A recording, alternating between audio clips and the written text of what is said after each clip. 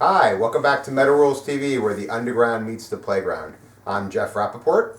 I am Matt Givens. And you guys are? We are representatives of Beyond Dishonor. Maurice. Mark. All right.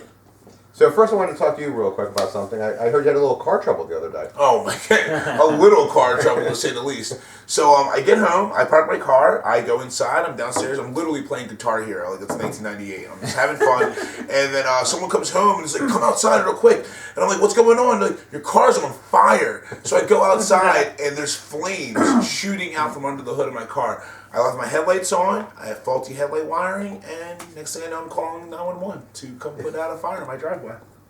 You left out the part where the fire department came and used the jaws of life to Yes, pry your hood yes. back. Did they really? Oh, yeah. Yeah, we pulled up into his thing to pick him up the other day for practice, and his fucking car is sitting there, and like the hood is like just curled up on either end. Like they couldn't pop the whole thing. They just popped it open? No, they like bent back on either end of the sides of the hood are like this. It's ridiculous. So it's not really drivable? No, not in the least bit. Someone said try unplugging it and plugging it back in. I think that might be the problem. Yeah. Hit the reset button. Yeah. Hit it a couple times on the hood. Yeah, it's good. Yeah. No, it's done though. Yeah, it melted completely. You could do a Fred Flintstone probably. I know. Yeah, You start yeah. paddling it. Put a hole in the bottom of it? Does the insurance cover something like that or no? No, you know what? Honestly, my car literally is worth as much as this 40 of oldie is, so there's no reason even looking into insurance. I paid like $500 for it. The fact that it lasted as long as it did. It was a treat. Yes, exactly. Is it like a 92? 94. Ultimate? Oh, okay. 94. All right. Yeah, seriously. 94, sorry. Yeah. You had much better luck than I did. I once worked for a company selling office plants, and they wanted me to buy my own van. And I'm like, I'm not buying a fucking van. I'm looking for this job. And they said, okay, we'll buy you one. So they took me there and they bought me this $500 van, which I called Patches, because it was all like black primer with like white paint patches all over it. And he's like, oh, go ahead and sell the plants. I went out and had one of my best days yet. Driving back from about Jackson, New Jersey, the engine blew. Oh, I shit. didn't even have the van 24 hours. It was black, like primer black. Yeah. It could have been badass if you put the red, like A-team stripe. Yeah. It's literally a car that lasted 18 hours. It lasted. That's how long I had it for. Luckily, I didn't pay for it, so it was fine.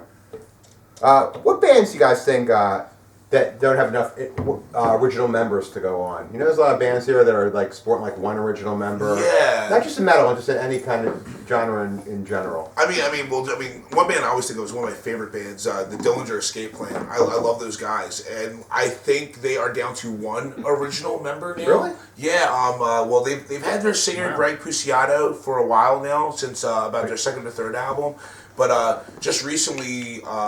I always get them confused, so don't quote me on it, but Ben and Liam are the guitarists, and I'm pretty sure it's Liam is still in the band, but that's it. Because Chris Penny, their drummer, is an amazing drummer. He left and joined up with Coheed and Cambria a couple CDs ago, and then their bassist, they've been going through bassists since forever ago, so they never had an original bassist. And like I said, Greg, their singer, is new.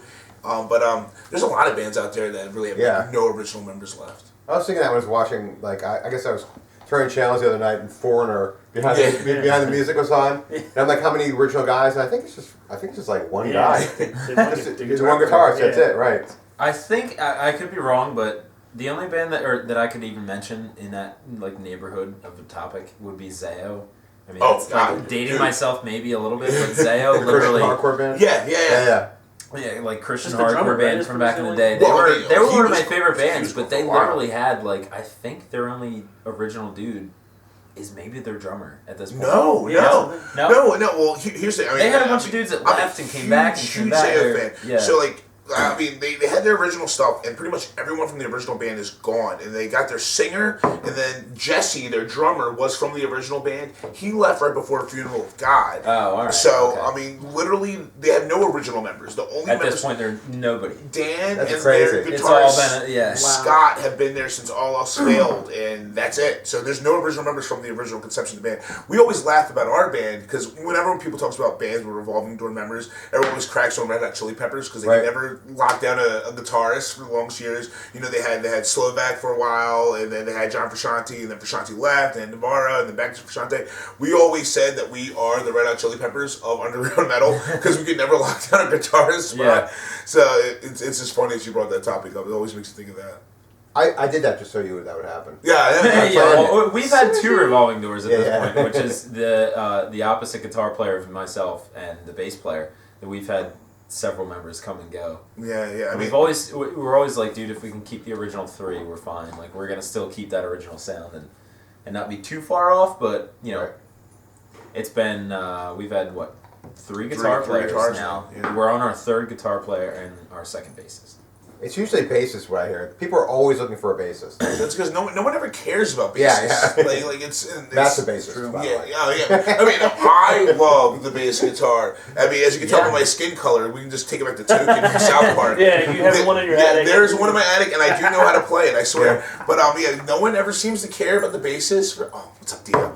No one ever cares about the bassist enough to like keep them around long enough. Yeah. But there's always some dude who knows how to slap around 4 strings, and that's really all you need to do to be a bassist in a successful band. So. Dude, I feel like bassists can totally own the role too, and just like they can fucking like. I mean, Nick, he's only leaving now because he's got a really good job opportunity in Australia, and he's moving to Australia coming up. So we just recently announced a couple days ago. You read that. He's going to be moving, but he was a guitar player, and he was just a really good friend of ours, and we were like, dude, we need a bass player of the caliber of Nick Petty, like as a person, not as a bass player. Right. And we finally like talked him into it. And he got into the role. A guy you can get along with. So like his bass is avatar. Here's what happened. We had a party and he was there, and we're like, dude, we really need a bass player. And he was like, well, I don't know. And I play guitar. And then he got shitty as the night progressed. And by the end of the night, he's like, I totally play bass for you guys. Yeah. But then he was like, well, it started out as like, yeah, dude, I'll play bass for you guys. And he wanted to do a fill-in thing. So we were like, all right, cool, man. You fill in, like, cover for us for a little while. So he learned all the stuff. And he came out and he did, like, by his 2nd show, we actually were on a show, a really big show, Born of Osiris, After the Burial, All Shall Perish. Yeah, and it was like, he was like, dude, I love fucking playing bass. He was like, this is really fun. Like, I can really, like, just throw down and get into it. And, like, ever since then, he just fucking owned that position. And it was just like, he was a guitar player that moved into bass. And I feel like bass players, like, as people are like, oh, it's just a fucking bass player. Like, some of the bass players out there really just own that shit. You know what I mean? Yeah. And they fucking throw down. And a lot of people will come up to him. And we actually had a fill-in for him when he was in Australia working, this kid Mason. And a lot of times, like, dudes will come up to us after the show and be like, dude, you're a fucking sick bass player. And I'm like, yeah, man, these guys fucking own that position. Yeah. You know what I mean? They really get into it and own the bass player position. And it gives them that much more freedom to just throw down in front of the crowd, get people fucking riled up and stuff. Yeah, you gotta be animated and stuff like that. Yeah. Both these guys, and Nick was definitely, he's like our biggest stage presence next to him. And he's the bass player. He's out in the forefront, kicking it. I like that. What's you just mentioned a really good show that you played. What's the worst show you ever played? And what happened? Oh man, we gotta rack our brains for that one. Well, we always go to like a top 3 I have one. list. I have one in my mind. Yeah. I'm gonna say for me, wow, worst show we've ever played. We played the show at the Fountain of Life Church. It's this church right behind Hooters off of 70. River of Life. I always call it the Fountain of Life. Whatever. Because this is like a Pirates of the Caribbean movie. But so this is the River of Life Church, and they were called 7 at 7. And we got on the show with a lot of the bands that were bigger in our genre at the time, and we played in this room that they had never booked before. And it was the first time they ever did sound in there. It was the first time they ever did anything in there. And we were the first band that went on stage. Ever? And first band ever went on stage in this new venue.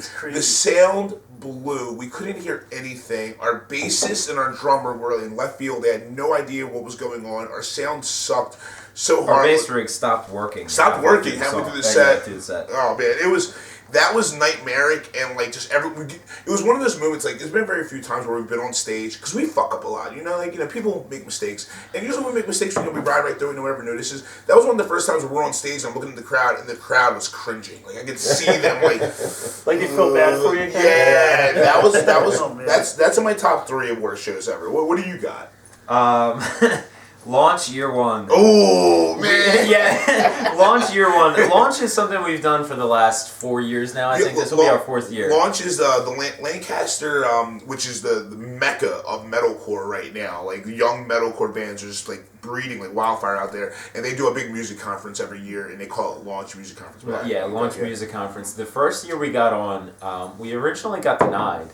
We had submitted to play this conference, and we originally got denied. And we were told specifically that because back then, when everybody was using MySpace, and they had the big graphical MySpace, fucking banners and whatever, we had done a promo shoot in a liquor store. So we had this, you logged into our MySpace, and it was this big fucking graphic of all of us like literally like just like chilling like partying against the refrigerators, and everybody had like 40s and shit in their hands, and these dudes are like, this is not the image we're pushing at all for our conference, so no, you're not playing. We're like, fuck, like we really were excited. Change our photo. Yeah, we were really excited to do it. And they were like, nah, that's not the image we want to do. So, we actually had sent out an email, and a lot of our fans got behind us, and we're like, yo, man, like, you guys should give these guys a chance. They're really good. No. He's saying our fans blasted this page. We put the email out, like, I think we posted the email for launch submissions, and our fans just, like, attacked it. This band, like, you guys are wrong. You made the wrong decision. And so finally the guy's like, what the fuck? Like, all right, guys, fine, you can play. No 40s. So that being said... Yeah, no 40s. Yeah, no 40s. Like, but you can play. Like, we'll squeeze you in somewhere. Some band dropped off or some shit, and you guys can have their spot. So we're like, great, man, we're super excited. We get out there, and, it was cool. Everything was fine, and we get to the night where we're supposed to play, and it's at the Chameleon Club. And we were in the basement. It's called the Lizard Lounge. And this is, like, fucking, like... When you see the main stage of the Chameleon Club, you're like, this is fucking dope. You go downstairs into the Lizard Lounge, and you're like, so this is where bands like us play. This is kind of shitty. It holds like 8 people. This is where the B and C listers are. Okay. Not a problem. Not saying it was a problem. We're going to own this room. Yeah, we were like, we're going to fucking tear this shit up. But... we get up there to do our thing. I fucking forgot a piece of my equipment. It was my pedal bag that had like my noise suppressor and all this stuff. So we're losing our minds. They didn't know who we were. We got there and they're like, your name's not on this list. Like, we don't even know who I was going to get to that. We were literally like setting up our shit. Man. I forgot a piece of equipment. We're like, where is it? Is it in the truck? Back at the hotel? We're losing our fucking minds. And we get this. Neil loves Mark. Dude, I'm telling a story. You're fucking me up. So we get there, and we get to the sound guy, and we're like, "Hey, man, like, where do you want us to load in, put our shit?" And he's like, "What's your band name?" We're like, "Beyond Dishonor." He's like, "You're not even on the fucking show." We're like, "What the fuck?" So we had to call the dude that organized it. He was like, really cool dude. He's like, you know what? Like, I'll talk to the guy. Bottom line, we got on the show, we played, we did our best, we had a lot of people like us, and it was really cool. We made good friends with the guy that gave us the opportunity. His name's Rick Gadd. He's been a really good friend of us. Rick. Good guy. A really good friend of us ever since then, and he's got great opportunities for us, and this year we're on the main stage in the convention center. So that to this has been a cool transition. I'm sorry. He's watching you. That's how I used to get woken up in the morning by my dog. Is all in the face. I was listening until I had the tongue in my ear. Yeah. So you went from 0 to hero is basically what you said, right? Yeah. In the end, I mean, we went from the Lizard Lounge, which is like really the bottom of the barrel, and it's like the starters. And now this year, we're actually going to be one of the featured bands on the main stage of the convention center, which is pretty fucking exciting to us. Like, we're stoked. We got the news a little while ago, and it blew our minds, because ever since we got there, we've always been like, dude, we want to be on that stage. Like, that's the thing to do, He's a happy dog. Is this the most professional show you've ever been on? I'm loving it, dude. I get to hang out with a dog and talk about metal and drink beer. This is a happy dog. There's only, what more can you ask for? Like if I had a stripper next to me besides Mark, then I'd be in heaven right now. Oh, you didn't know my part-time job is? No. I got to the left of me, so I'm good now. Dude, he's into the conversation. He was all about it. Tell me about your band. Dude, come hang out with me, buddy. See his stripes, but you know he He's mean. So on this note, we're going to take a quick break. Come right back.